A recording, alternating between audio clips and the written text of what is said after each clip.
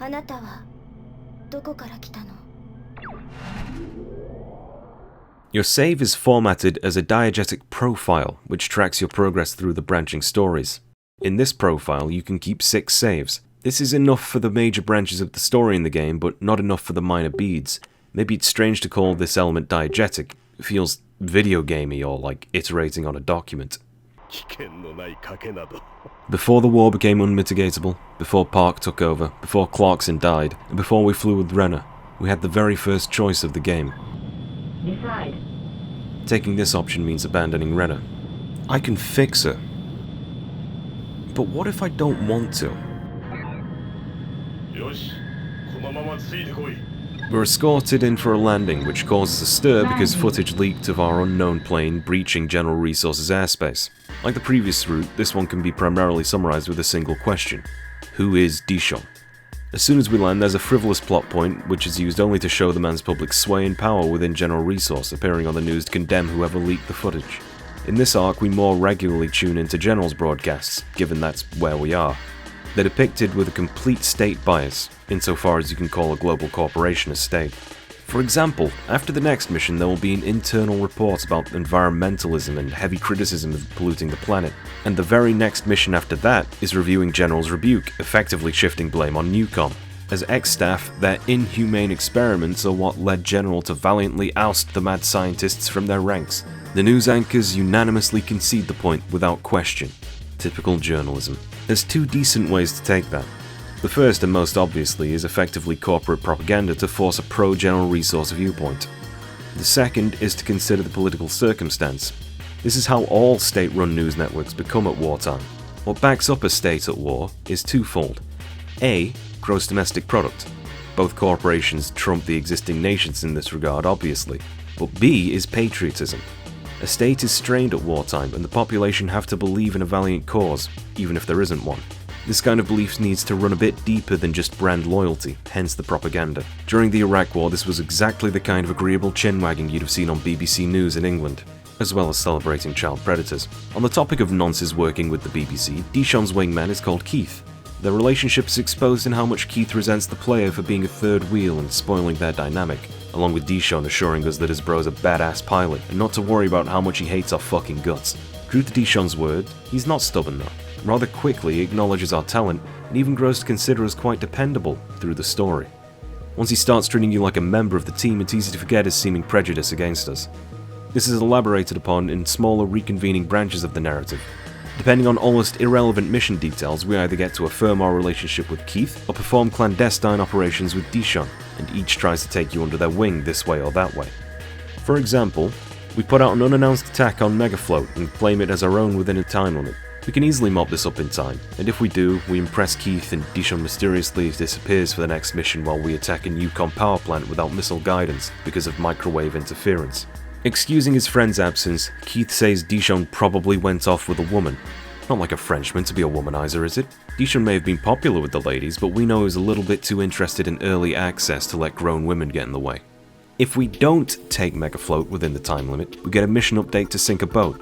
This in turn leads Dishon onto some intel from when Newcom and General were once one entity, inviting us for a bit of reconnaissance. This is a more story-intended mission for a couple of reasons. First, we get to see UPO's delegate Clarkson giving a measured interview about how they intend to ease tensions when their efforts are looking ever fruitless. He hints that he may get us to the table yet.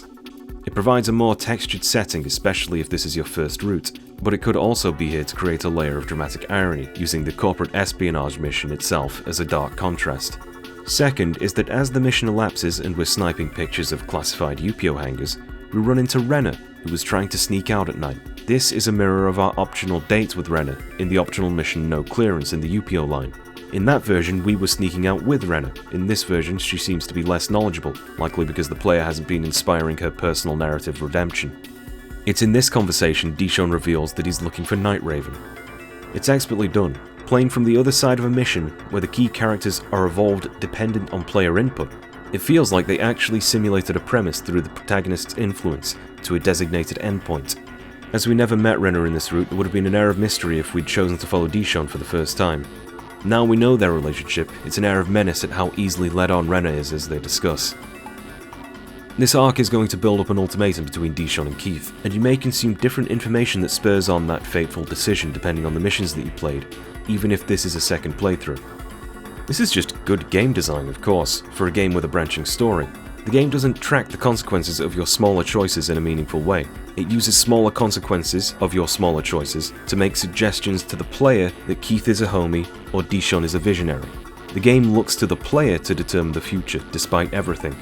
Instead of some concrete story path tracking or a morality system or storing any kind of flag data in the game memory, the game instead is using the player's experience to store information and determine what path the story should take. That shouldn't sound as profound as it really is, but this kind of forethought isn't even considered today. What the Ace Combat 3 staff stumbled upon was that the game doesn't exist on its own. It requires a player. And as the game is built to inspire player experience in a branching narrative, player experience can now also influence the game progression. As much as any game system is a feedback loop of input and output, they invented a new complementary feedback loop on top of that, which functions on a narrative level. And that very feedback loop itself exists within the narrative to a narrative purpose. Now that the Keith and Dision roots reconcile for a moment, there's a truly fascinating digital lecture on the Electrosphere on where the government and economy meet, and I'm going to use this as a jumping off point to discuss the larger canon. The program is a parody of itself in how dryly the material is presented by a charisma vacuum of a professor, and he mumbles his way through talking about how the corporatocracy came to be and how unmitigated scientific advancement poses a new threat to this order. The argument hinges on how it was almost inevitable that GDP dictated a nation's power, but the evidence he provides is how communism fell.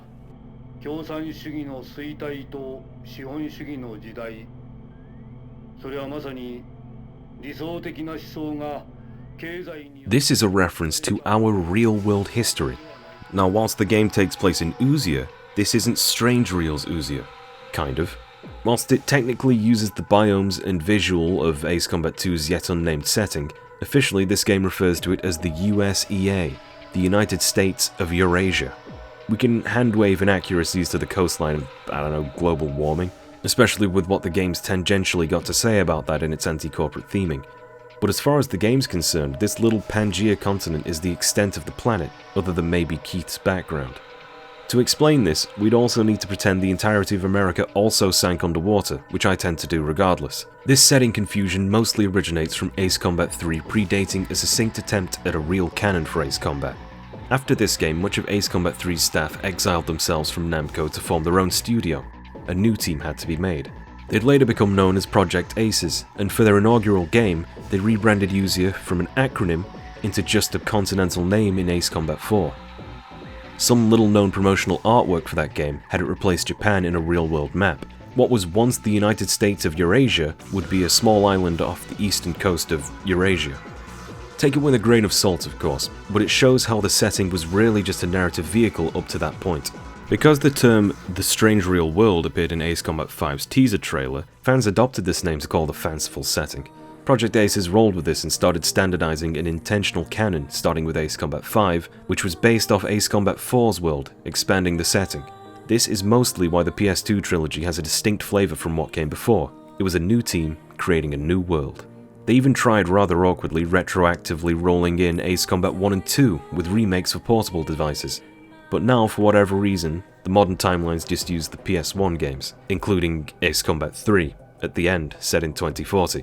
Without some way to disregard a lot of the setting of Ace Combat 3, this should be impossible. Despite this, you can chart out how Ace Combat 5, 0, 6, and 7 are slowly writing up to a world like that of Ace Combat 3. 5 is trying to celebrate an ideal of human peace while sprinkling in hints at a corporate profit from wars. 0 showed the dirty and unacceptable alternative to human peace, and the resulting nuclear proliferation treaties of that game were so effective that the superpowers have absolutely no qualms enacting direct warfare with one another, unlike in our reality. This unmitigated conflict resulted in the growth of federations and unilateral continental powers. All the while, weapons manufacturing corporations grow fat on a very fruitful global war economy. Some might even say they stoke the flames when they can. Thematically, Ace Combat 7 takes the furthest step towards Ace 3 by naming key characters of this plot or their parents. Furthermore, Ace Combat 7 expertly deconstructed the preconceived ideas of nations and sowed the groundwork for the techno-hellscape of AI-powered drones, and itself warned of encroaching federalization which subsumes national identity, and will, one day, kneel to corporate power. It's actually kind of shocking how tastefully their attempt at writing up to Ace Combat 3 has been accomplished, when most of the new team had nothing to do with that game. They gave each game their own heartfelt story, on the backdrop of a morally grey world which becomes more polluted and darkened every entry. The backdrop is of a world where the walls are closing in, step by step, creatively writing into Ace Combat 3's assumptions about its own setting. This old fella on the telly just referred to the fall of the Soviet Union in 1991, during a rather brilliant errant program in the stream of the Electrosphere. In retrospect, and with some strange real revisionism, this may now refer to Zero's A World Without Boundaries. The implication that this program was trying to go for was a feeling of inevitability in our own world though.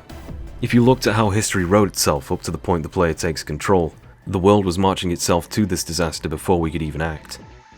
Coincidentally, Dision shoots a message along to us to suggest how the present and future are already somewhat set in stone. The current ceasefire hasn't ceased much fire, it's just staving off the inevitable. Dishon's beginning to show his revolutionary rhetoric, revealing his hand. He wants to tip an already unstable situation to attempt to make it meet his end. In some circles, we call this accelerationism. The burden of introducing this new age lays on us in the next mission. It's the assassination of Delegate Clarkson under the guise of shooting down a Newcom VIP. It's most obvious when Eric tells us to back off. Since we already know Dision and Parker in cahoots, we know the full context of what's going on. Keith doesn't, however, and he expresses some lack of sentiment with the mission. Dision in turn orders the player to fire. The ICC tag reads Fiona, just so we know exactly what we're doing. This isn't an option this time. This is an unavoidable mission task. It's tragic. On the plus side, we now get to fly an F-22C, a fictional variant of the still state-of-the-art fighter, and there's nothing that proves air dominance like civilian casualties.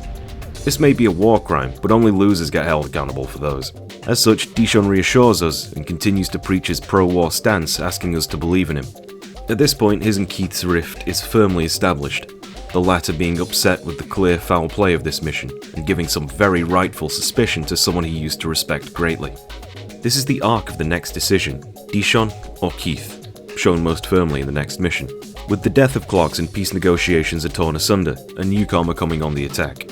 Our plan of attack is to have Dision protect the base, have Keith attack the enemies on approach, and the player is going to get launched into the stratosphere and attack from overhead.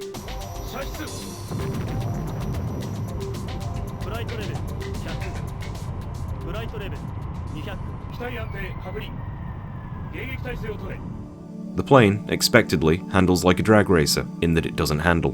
There is no part of it designed to turn. The physics of Ace Combat 3 is already more realistic than other Ace games before or after. Most players describe these controls as heavy compared to the other Ace games. And yeah, planes are probably tuned to be a bit heavier. The added weight either results in, or is because of, two real changes that are hard to pinpoint just by feel. Turning is more difficult because your plane strongly adheres to its momentum. Turning at top speed creates a wider turn radius than we're used to.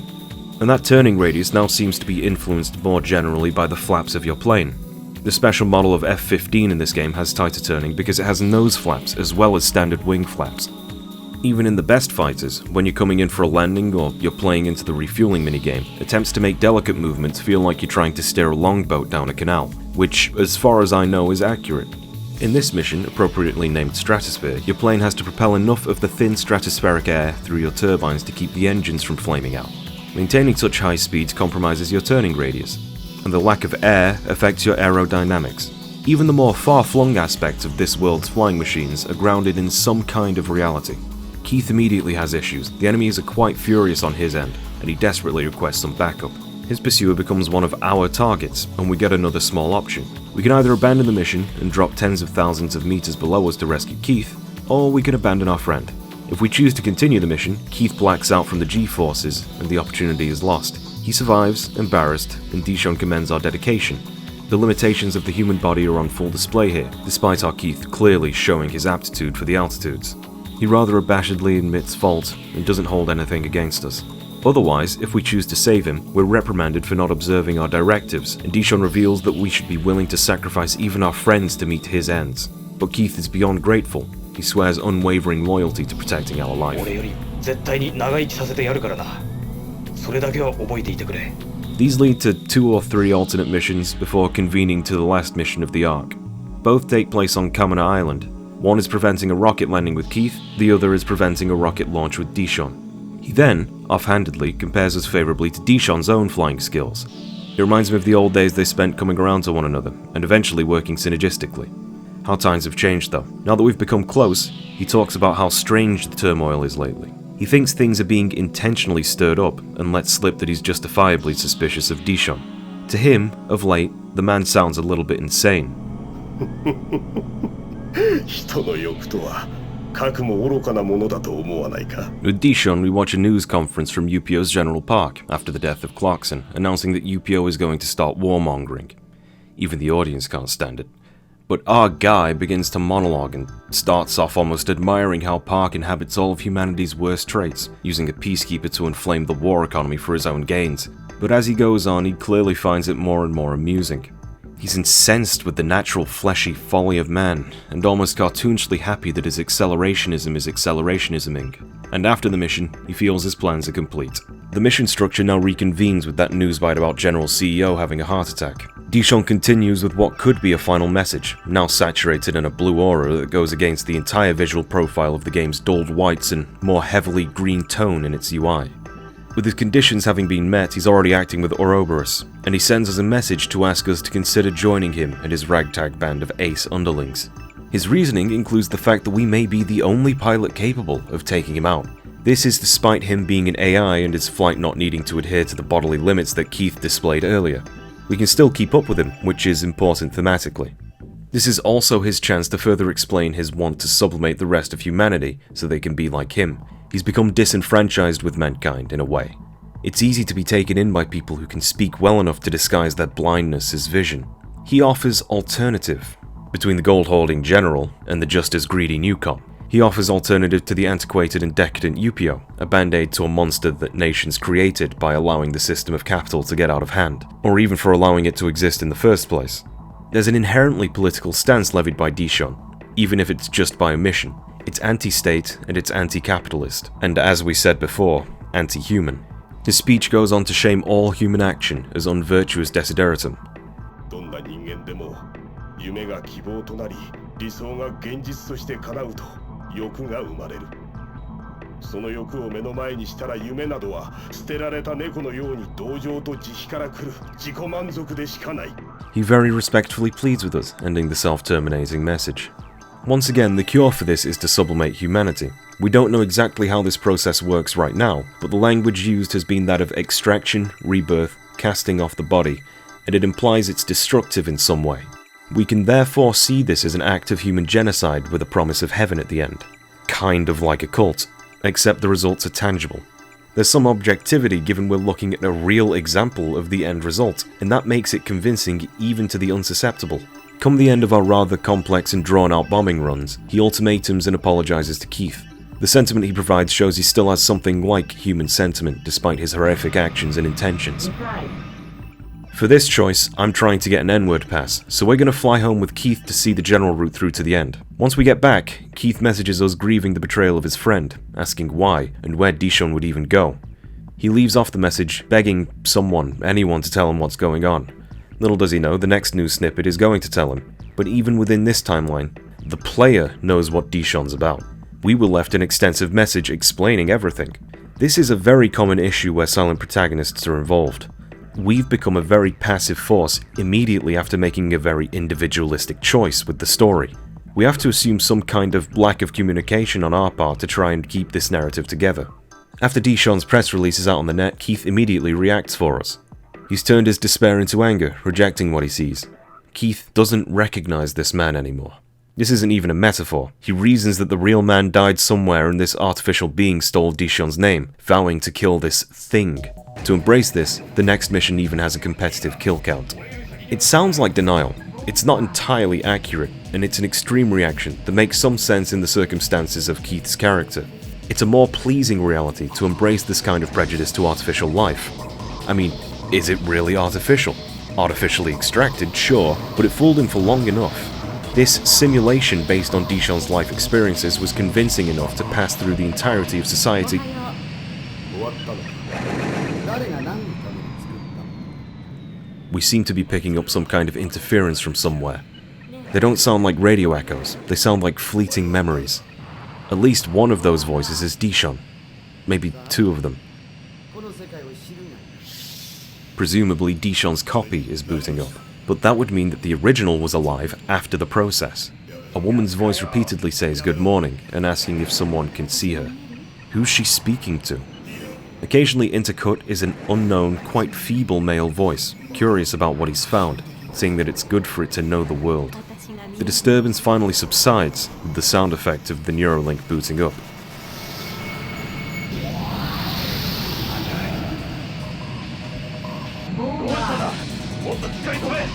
I would, but apparently Dishon's PTSD is so strong that the player is suffering from it. If not for Keith's reprimand, we could have dismissed this, but it seems like this was an entirely diegetic event. This noise is the lived experience of our protagonist somehow.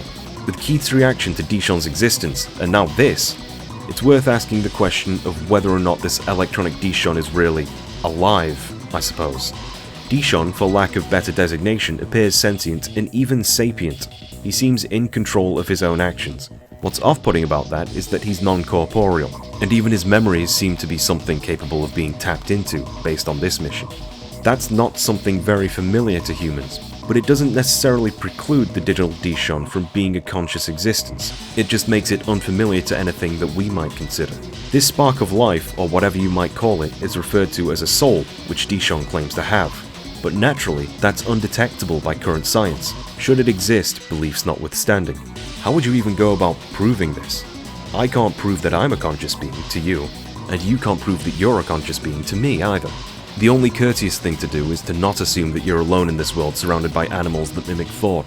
I mean, at least when you're not on the internet. Likewise, we take it on good faith when it's fiction, because most fictional AI are presumed to be sentient for the sake of the stories of uprising. Robot, after all, is a Czech-derived word meaning slave. In Ace Combat 3, this is left in the air, because Dishon isn't a robot, he's a political extremist, or at least his output is representative of one. Something that only ever expresses itself to you through a screen feels uncanny, but that's just how we interact with everything in this game's framework. And if you think about it, even Keith's vendetta implies that he believes Dishon's AI is something deserving of punishment, which acknowledges that it has the capacity for choice.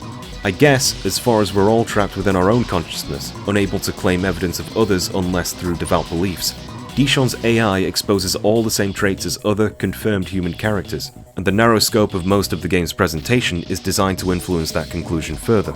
I'm only left to assume that the digital Dishon is conscious, just as you'd assume about me. After our competition, Keith thanks us for helping calm him down, but demands that he'll be the one to settle things with Dishon. That last mission happened to be a frontal offensive for retaking Megafloat, again, and we get to watch the journalists on the ground trying to piece together what's going on. Dishon's airship has been sighted off the coast, and the chain of command is scrambled. Keith determines that the only course of action is going in for the kill on his own, tentatively inviting us, knowing the stakes of the mission. I really like Keith. He's stone-headed and rash, but really, Dishon's original analysis of him is correct. He's a good man.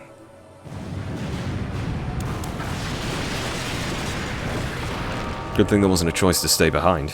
Night Raven, piloted by Rena having destroyed Megafloat, is as good a challenge as any. We seamlessly go from a shipborne takeoff to combat, and we get to work cutting through the enemy fleets to Dishon's blimp. We've been through this fight before, hit-and-run tactics, staying out of range, etc. And once it's sinking, several planes evacuate, including Night Raven and assuredly Dishon. There's an extended exchange with Rena to prove just how unparalleled her flying really is. You can't chase her down and she'll constantly evade you, so it's best to take your pot shots while you can, from afar, and evade as hard as possible to survive. After wounding Night Raven enough, we continue to the next mission, where she's escorting Dishon's plane underground. If you think this is going to result in a tunnel flying segment, I'm afraid you're sorely mistaken for now. That part is relegated to a cutscene where we're given our next mission objective in lieu of a typical mission briefing. We're entering Geofront, a massive Evangelion reference and subterranean city. Since Night Raven seems almost impervious, our plot is to detonate 10 of the supporting pillars in an attempt to bury Rena within it and Dishon. Complicating this objective is threefold. Firstly, these detonatable pillars have no heat signature, meaning you have to aim your nose directly at them to hit them, encouraging you to fly directly into whatever remains after the explosion. Secondly, Rena in Night Raven is actively hunting us. And third is that this area is entirely roofed and walled, giving hard limits to our maneuverability, which Rena in her hyperplane won't suffer from. The tension is pushed harder with an unsettling eerie track, allowing the piercing sound of her laser to be heard as it misses or scores hits. Our saving grace is our wingman, Keith, keeping true to his promise in that optional mission so long ago. He promised that he'd die before the player, and he's trying his damn hardest to save us by distracting Rena. This final complicating factor in our favour is another beautiful touch by the development team. Whilst the scope of the presentation is indeed at times limited, those limitations are exploited to the fullest. Knowing your buddy is back there staving off Night Raven is encouraging and bond deepening. Now that we've pretty much caved in the sky on an entire city of people, something which will horrifically never be addressed, Night Raven supposedly takes a couple hits when making a break for the outside sky. And after an establishing shot, the screen again gets noisy, and we peer again into someone else's memories. This time not Dision's, but Rena's, and she's asking what we intend to do staring into her heart. Rather than develop her trust and have her expound her memories personally, she complains that we're unearthing these memories within her, showing her things she'd rather have forgotten. Clinging to her affection for Dision, she demands that we leave her mind. It's pathetic. It's horrifying to anyone who knows the truth of her story. She's a victim trying to cling to what she knows, and we're hunting her down like she's a villain. Keith again canonizes this out-of-scenario experience within the world by asking us what's wrong. This has got to be amongst the strangest preambles for a boss fight I might have experienced. The music overall of this game is definitely not the kind you'd expect anywhere in the series. It's heavily electronic, fitting for the game's concept. Rarely is there a track you'd slap on in the car and jam out to. It's more tailored to the narrative experience of the game than it is trying to amp you up, or heighten the gameplay experience like Ace 2 did.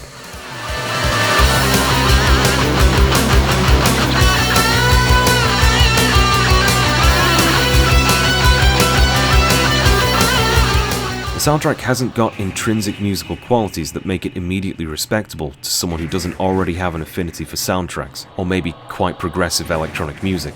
And this is intentional. If anything, most of the songs fit a tension, a consideration, and on occasion, it relinquishes any attempt at encouraging the player and actively wants to discourage you.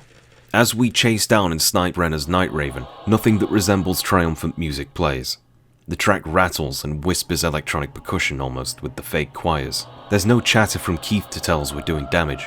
If anything, it's the opposite. Rena fearfully asks us to get away from her as she approaches her death. What's being depicted is player-driven horror, which the scenario has limited us to, and it's not going to validate it with any kind of triumph. She goes down in a ball of flames.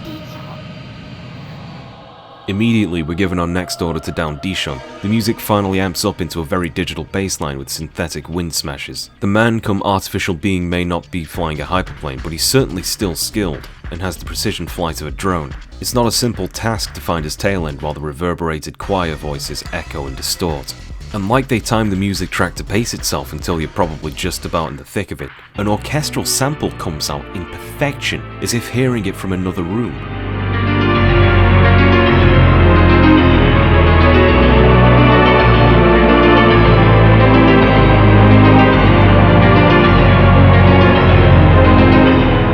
Descending piano repeats, vocals swell, and then it solos this sample over the original digital driving bass line. The song is absolutely insane.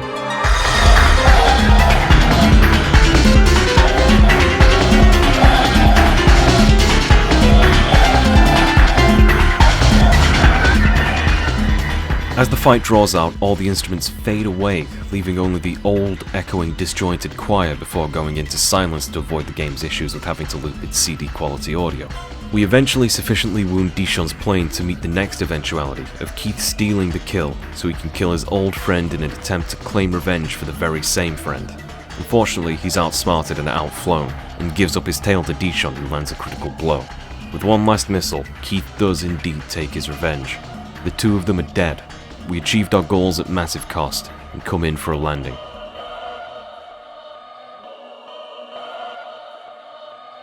We're kicked into the Electrosphere and shown a news broadcast overlooking the ruins of Megafloat from what we can assume is a helicopter.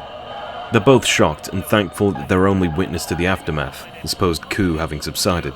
This is journalism, so naturally the presenter is wrong. The news camera pans up to see 8 planes flying in formation. They're silver-coloured variant Night Ravens, and the news crew hardly have time to panic before getting beamed out of the sky. One last mission? Against the hardest enemies in the game? This is a true Ace Combat move. You think it's all over, but then they've got one last extra hard victory lap for you. But it's not like that at all. There's no returning foe calling us buddy, there's no tunnel flying, there's no bombastic Latin comparison of the main character to Christ. The music is that same echoed choir sample from the last fight with Dision. It's presented a bit like a suicide mission if anything. Our plane can't keep up with one Night Raven, never mind 8. It's almost hopeless.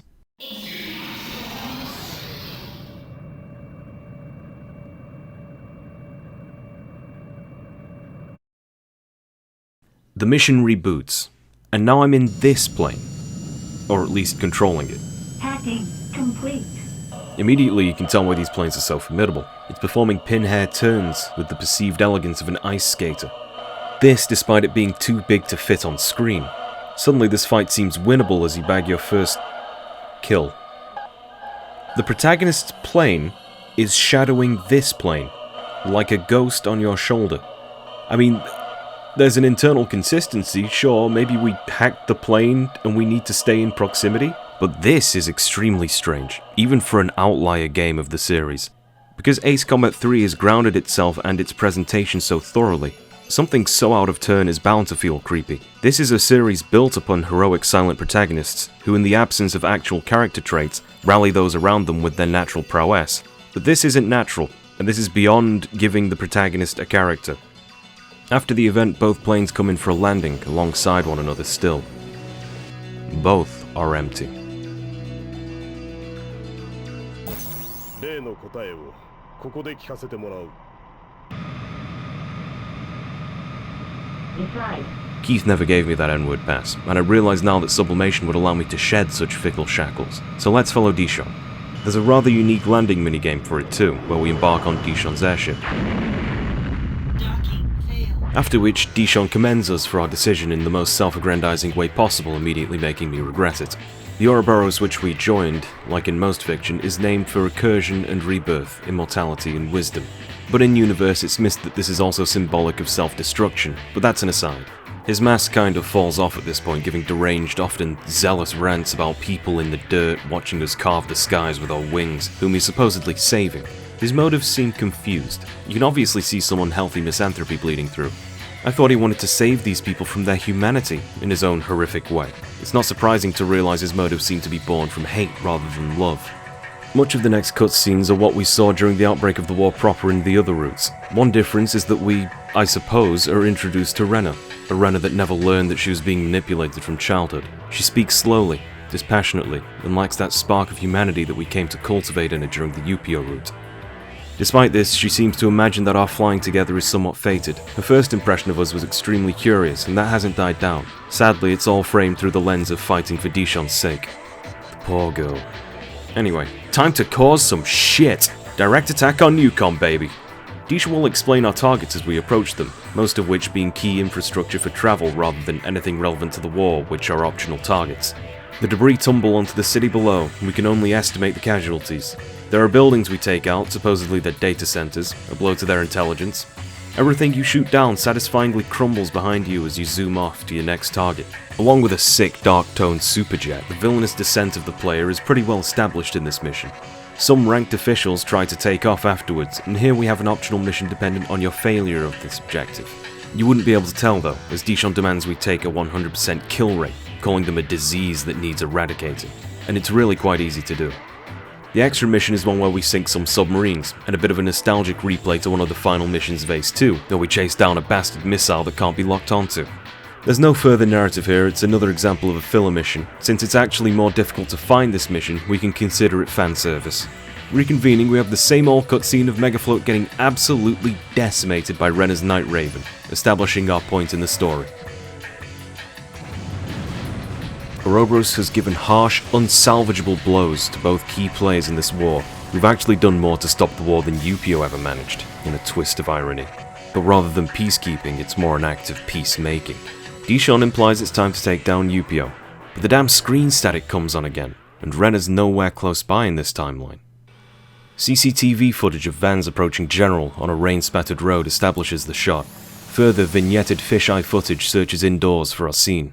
That unknown woman's voice from the static of the previous mission declares success, and confirming this is Dishon's memory, we look upon him being woken up by a quite ordinary-looking woman, excited at her work. When we were bagging bogeys with Keith, what we were listening to were echoes of this moment. This is the birth of the digital Dision, spying upon his creators, I suppose, through the networked cameras of General Resource. The woman trying to show off her work to an overly affectionate Dision is called Yoko, and he's unknowingly cooking his clone as this new consciousness tries to adjust its expectations and memories to its new lived experience. The digital Dishon's awareness goes outside the room, seeing men who've piled in from the establishing shot's truck, planting a bomb outside the room. Their target is only the man, and it seems Yoko is an acceptable casualty of this assassination attempt. Desperately switching views, impotent to act, the AI screams into the void hopelessly.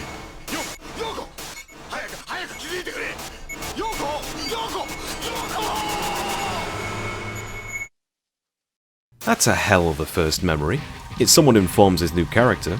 There's an innocence to Dishon's AI that was immediately shattered in his new powerless, powered state. Misanthropy might be a natural progression from this trauma, despite it being provoked by the death of a human woman itself.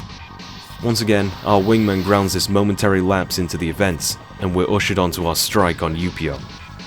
If Dishon's a copy after all, then rather than sublimation, this is a process of digital cloning that puts all the talk of souls into question, since even he witnessed his original, who hadn't given up the ghost just yet.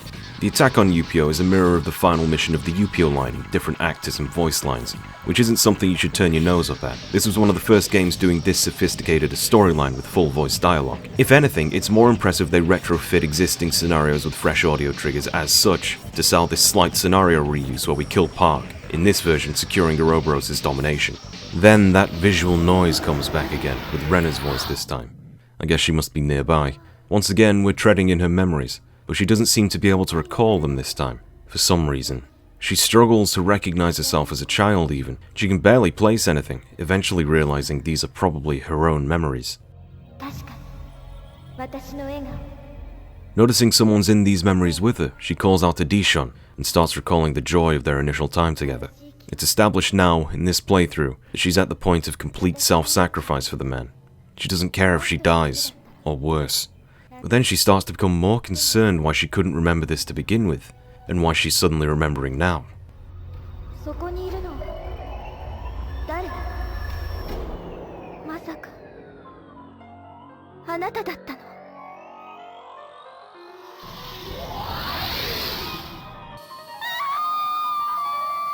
The game's starting to get really uncomfortable again.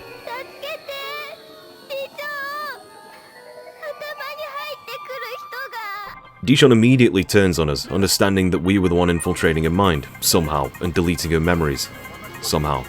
Keith suddenly arrives in the nick of time to join us to strike down Rena, and take advantage of Dishon's lapsing mental fortitude and the shock that the player could do something like this. I don't blame him, I feel the same. The man's grudge against Dision is a bit of a welcome relief from the weight of the scenario falling in on itself, but the game continues on this somewhat dour turn. It's time to kill Rena, with Keith. It turns out we were on Keith's side all along, somehow. This time the horror is played up. She's in an unstoppable plane that can sink entire islands, but she's cowering and running away in fear, with even more voice lines begging us to stop. By the time we're done piling missiles into her, she's amnesic. This is horrifying.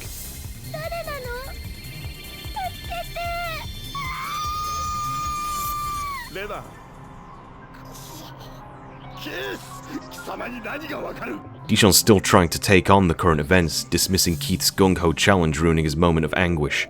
His victory is all but entirely dismantled. Rena spits a laser beam out desperately, panicking against the approaching Keith, who takes a fatal scar, but Homeboy doesn't give up that easily. What the fuck is going on? He's lodged between Night Raven's biplane wings. It looks like it's time for him to keep his promise to us once again. He demands you kill Rena along with himself. This makeshift strategy is all too useful. Keith's character is an honest and honorable one. His hot-headedness was at first his least endearing trait, but later his most endearing. That tenacity led to this situation, and he dies in a way that befits him, in a heroic, hot-headed sacrifice. In his final moments, he bids us farewell and leaves Dision to us. We replay the section of taking down the Ouroboros blimp as our virtual villain sobs at the loss of everything. Rena, Night Raven, Ouroboros, and Yoko, the woman he appeared to love in another lifetime. As the ship explodes, the night sky fades in a new day, and it's time to kill Dision. Over the ruins of Megafloat, it's in some ways a replay, a one-on-one ace battle, which the previous games were so nervous to pit us into. No additional enemies, no distractions. Yet again, it's not triumphant. It's majestic, sure, but it's haunting. The world has died for nothing, only for us to decide to kill Dision again, even when we took every choice to remain his ally. This scenario is its own kind of absurd. A lot of logic and reason has been thrown out to reach this unchangeable point once again. We've provided for him a personal hell that has seen his dreams come so close, then destroyed, and everyone he ever imagined he could care about killed in front of him. Rena, with whom his relationship is questionable and exploitative at best, has either been encouraged to betray him through self-realization, been murdered for staying a broken human who followed him, or had her memories deleted and reverted into infancy before being pinned down and picked off. Keith may have been a sacrifice he was willing to make, but nonetheless that man died in earnest, with hatred in his heart for his old friend. It's as if we only exist to do this. To the most irrational extremes, we find a way to kill Abyssal Dision. The man himself recognizes this and screams, asking why, barely keeping his battered plane aloft. He tries to run away and the screen dies white. Not like a Frenchman to flee in fear.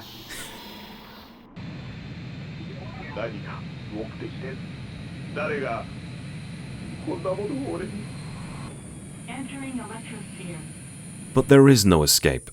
Like I said, any good story sets up its first chapter with the intent of the piece, either asking a question or stating a motif. In a game with multiple choices, this should be antithetical, but now a pattern has emerged. No matter what happens, who we trust, betray, kill, this narrative collapses in on itself into a single inevitability. The scenario has followed suit, and boiled all else away, concentrating itself down into a literal metaphor of its story. We have chased Dision to the very depths of a hell we have created for him, and now we chase his soul into the Electrosphere in an attempt to erase his existence with prejudice. It's difficult to explain how the game controls in this state. In order to feel the controls, you need to understand your own movement. There's no topology here, there's no consistency, no walls or floors or even a sense of up, down, back or forward. If anything, there's a lack of limits here. If you could call this weather, it would be inadvisable to fly in it. There's a near complete lack of feedback to your movement, making all actions difficult to interpret. Without even visual landmarks to rely on, the only reference point is the red sparks emanating from Dishon's astral jet and the direction of your own dark silhouette. In this way, this is the truest representation of this story. There is nothing other than our goal here.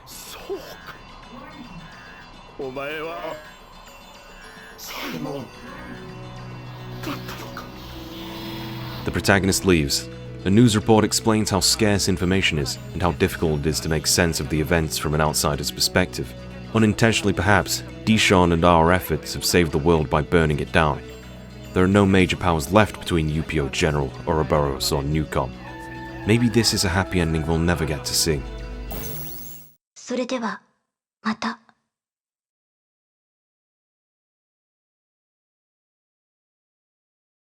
私だ。サイモンだ。